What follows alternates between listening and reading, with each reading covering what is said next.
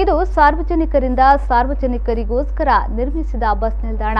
ಜಾಗತಾಣದಿಂದ ಹಿಡಿದು ಎಲ್ಲವೂ ಸಾರ್ವಜನಿಕರ ಸಹಾಯದಿಂದ ಈ ಬಸ್ ನಿಲ್ದಾಣ ಕಾಮಗಾರಿ ನಡೆದಿದ್ದು, ಕೊಡಗೂರಿನ ಜೋಡುಕೆರೆ ಬಸ್ ನಿಲ್ದಾಣಕ್ಕೆ ಇಂದು ಚಾಲನೆ ಸಿಕ್ಕಿದೆ.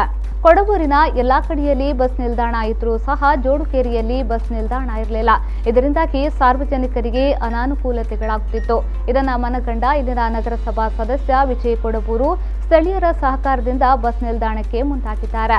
ಬಸ್ ನಿಲ್ದಾಣಕ್ಕೆ ಬೇಕಾಗುವ ಜಾಗವನ್ನ ರೋನೆ ಫರ್ನಾಂಡಿಸ್ ನೀಡಿದ್ದು, ಬಳಿಕ ಸಾರ್ವಜನಿಕರ ಸಹಾಯದಿಂದ ಈ ಬಸ್ ನಿಲ್ದಾಣ ಕಾಮಗಾರಿಯನ್ನ ಸುಮಾರು 30,000 ರೂಪಾಯಿ ವೆಚ್ಚದಲ್ಲಿ ಪೂರ್ಣಗೊಳಿಸಿದ್ದಾರೆ. ಇಂದು ನಡೆದ ಸರಳ ಸಮಾರಂಭದಲ್ಲಿ ಉದ್ಯಮಿ ಆನಂದ್ ಪಿ ಸುವರ್ಣ ದೀಪ ಬೆಳಗಿಸುವ ಮೂಲಕ ಚಾಲನೆ ನೀಡಿ ಶುಭ ಹಾರೈಸಿದರು.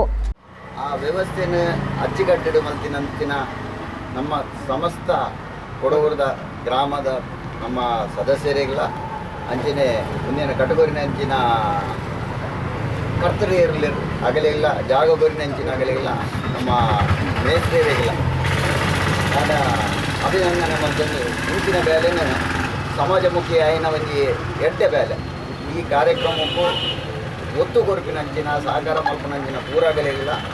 ದೇವರ ಆಯುಷ್ಯ ಆರೋಗ್ಯ ಕೊರಡು ಸಂಪತ್ತು ಕೊರಡು ಇಂಚಿನ ಸಮಾಜ ಸೇವೆಗೆ ಸರ್ವತೋಮುಖ ಅಭಿವೃದ್ಧಿಗೆ ನಮ್ಮ ಊರಾಗಲೇ ಸೇರಿದ ನಮ್ಮ ಮಲ್ಪುಗ ಬಂದಿನ